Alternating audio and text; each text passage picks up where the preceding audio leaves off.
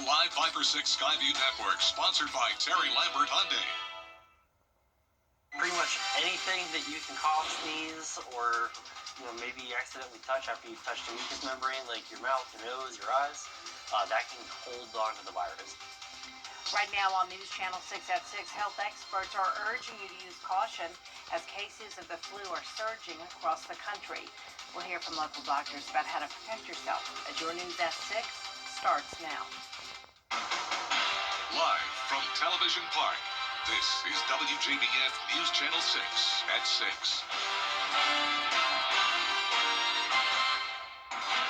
Good evening, everyone. I'm Jenny Montgomery. Thanks so much for joining us.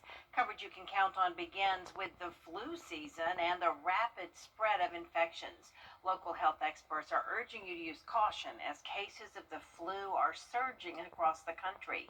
Graham Lee reports. As 2025 is winding down, the number of flu cases are going up at an alarming rate. From my knowledge, we've definitely been seeing an outbreak of influenza in the area. It's definitely hitting the CSRA pretty hard this year.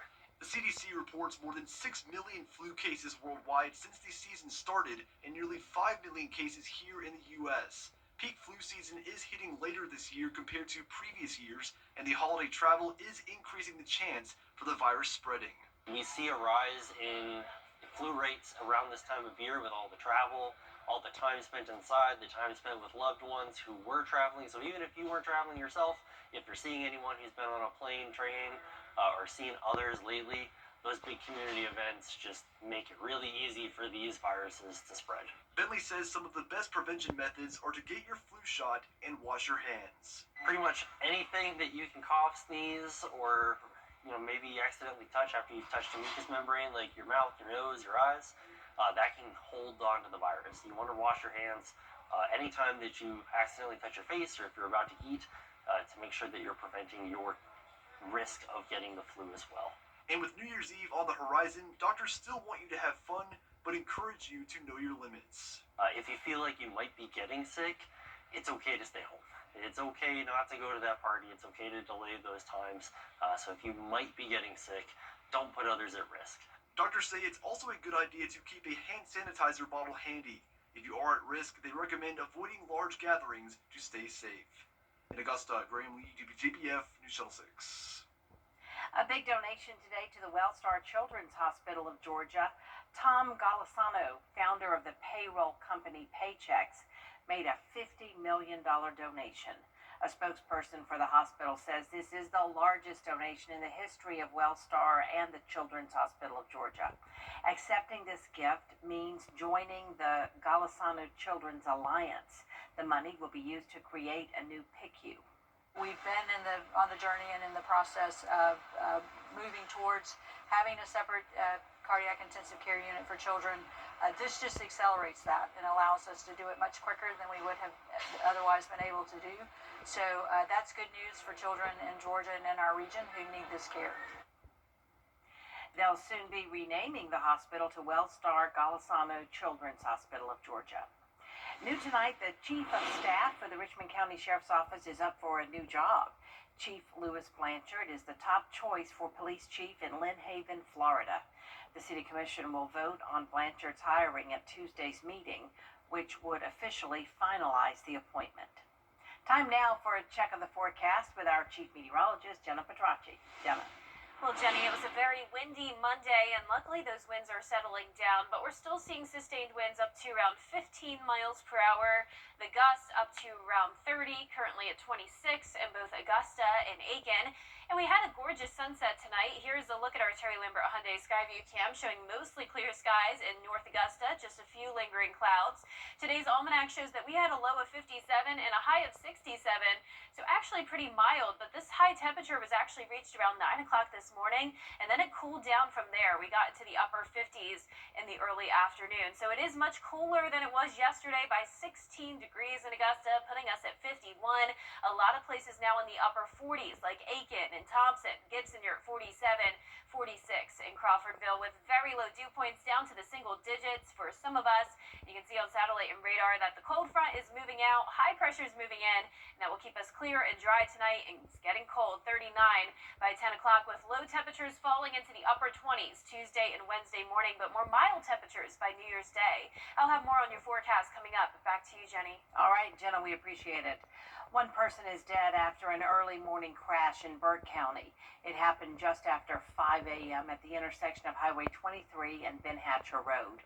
Investigators say a vehicle was traveling westbound on Ben Hatcher when it ran a stop sign and collided with a tractor trailer.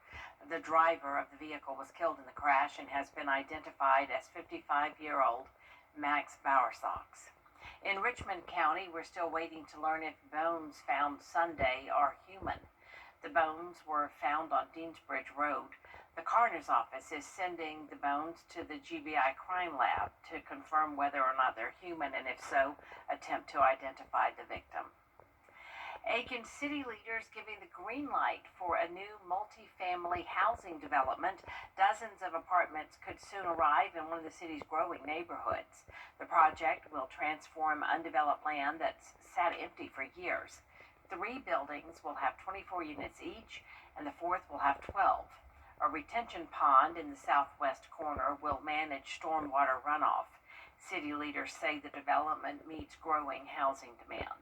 But we are recommending the traffic analysis be done as it relates to the driveway capacity and perform a turn lane review so that people turning left onto Wire Road off of the bypass won't conflict with the proposed apartment traffic turning needs. City Council is expected to take up the new project in January. Georgia is cracking down on organized retail crime about 18 months after launching a statewide task force. The Attorney General's office is working with local law enforcement and retailers to target criminal gangs that steal and resell merchandise. But we are getting calls now 2 and 3 times a day, either from law enforcement or from retailers saying, we got to have some help. This unit is critically important if we're going to stay the #1 state in the nation in which to do business. We've got to work with those businesses who are having associates that are being knocked down, that are losing billions of dollars. We're going to continue to focus on this going forward. The Attorney General says Georgia is one of the few states investing in a statewide organized retail crime unit and hopes to secure more funds to expand next legislative session. Tomorrow on Jenny, an internationally known singer talks about everything from gospel to Stephen Schwartz. David Phelps' wide vocal range has wowed audiences from the Grand Ole Opry to the Sydney Opera House. You may know him from his years performing with the Gaither Vocal Band, or you may have just seen him on the recent Kennedy Center honors. Tune in tomorrow when David joins me to talk about his most recent concert tour, featuring music from pop to Broadway to inspirational. Because of the way I sing, I have the opportunity to step into a little classical, sometimes Nessun Dorma or something from Broadway, like Somewhere from West Side Story. And of course, gospel music is where I find my home since I started. And Selah is a wonderful inspirational group. They have received so many awards. They're just fantastic. We'll hear about David's career and his Barn Bash concerts outside his home in Nashville, plus a big milestone for Brandon Wild, and a top executive visits Evans for the celebration. Tomorrow at 12:30 on Jenny. And be sure to join us on New Year's Eve for a special Your Hometown. What's up, everybody? I am Carlton T. Clay. And I'm Brandon Dawson. Join us on New Year's Eve as we take a look back at some of the biggest, most positive stories of 2025. So join us for Your Hometown Rewind right here on WJBF News Channel 6. Your Hometown Rewind airs New Year's Eve at 12:30 p.m.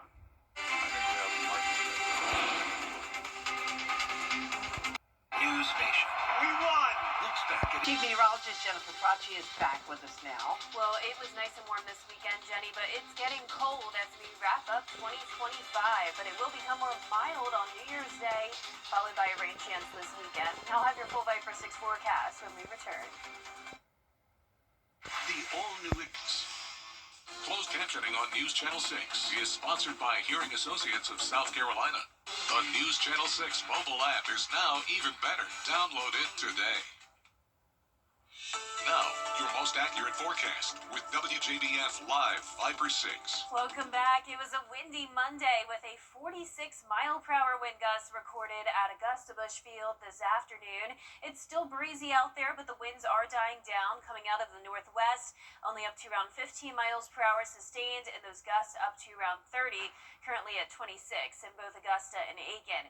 Here's our Terry Lambert Hyundai Skyview cam over at Augusta Busch Field. There it is. The camera is still shaking with those gusty winds and the American flag blowing with a few lingering clouds as this cold front pushes through the southeast. So we're sitting at 51 degrees, a northwest breeze sustained once again at 15 miles per hour. Dew points down to the teens, so very dry air in place, putting our humidity at around 20%. That cold air is settling into the CSRA with temperatures now in the 40s for around half our area. And look what's just to our north and west, below freezing already in Nashville. Still warmer temperatures down in Florida, and that's where there's the last of those higher dew points. But a lot of dry air with high pressure and control is moving into the southeast as that cold front exits out to sea. So we're going to have some really clear and sunny days, and we're also going to have that low relative humidity and the gusty winds still tomorrow, and that does lead to an elevated risk of fire weather. Now, what this means is that it's not a good idea to burn outside since those fires could easily get out of control. So just keep that in mind, and also keep in mind the harsh wind chill that we'll be experiencing tomorrow morning, down to 24 as your feels like temperature around 7 a.m. with the actual temperatures below freezing as well in the upper 20s. Wednesday gets even colder, down to 27 to start our day, then up to 47 on Saturday morning. So we're going to have warmer air due to the cloud cover overnight, which will also lead to a rain chance, which we really need because notice we're still in that first and second phase of drought across the CSRA. So it's going to be dry up until Friday, but then as we go into Friday evening, that's when we're going to be watching this low pressure system that'll bring us a few showers Friday night, but most of the rain comes in overnight into Saturday morning. Some heavy downpours possible here and there, but not expecting thunderstorms, and most of this rain will be light. So I encourage some indoor plans for Saturday, but then we are back to dry weather again on Sunday. Now, those low temperatures tonight, upper 20s for everyone. Highs tomorrow struggling to even get to 50 degrees, and that 10-day forecast is showing the sunny weather for our new year with a high of 61, becoming a bit more mild, and those 60s will continue into next week with our next rain chance the following Thursday. Now, congratulations to today's umbrella winner. That's Carol Bentley from Augusta. Carol, you can pick up your Viper 6 umbrella here at the station and sign up to win yours on WJBF.com. All right, Jenna, thank you. Kwanzaa is underway. The annual celebration of African American culture is not attached to a specific religion. Each day highlights one principle represented by different colored candles on a kinara. WJBF's Carlton Clay has more on day 4 of the 7 principles. As the weather turns to fall, turn to Riverside Heating and Air Conditioning to be sure your unit is as ready as you are. We service all brands of equipment and are proud to be an elite 10-star dealer.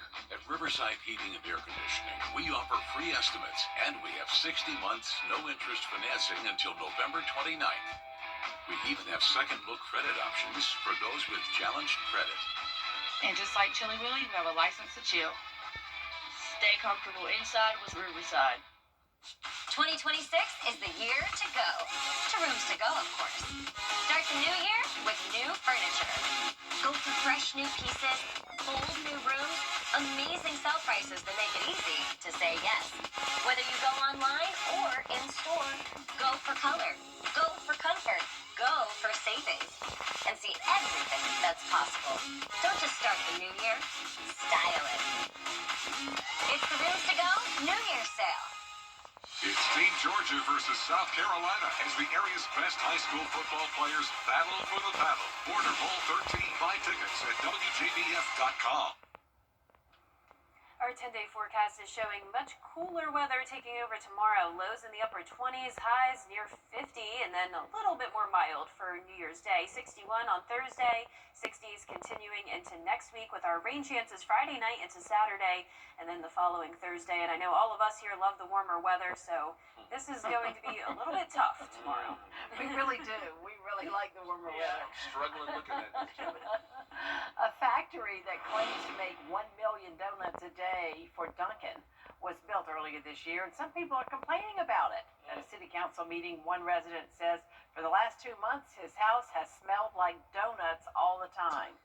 It's caused some concern about the air quality around the factory, but the company says it meets all regulatory standards, and some folks say they enjoy that smell. I've been the guy that's like, what's the problem? I know, there would be way worse smells to have. Right? That's our report for now, everybody. News Channel 6 continues at 7 right after World News Tonight.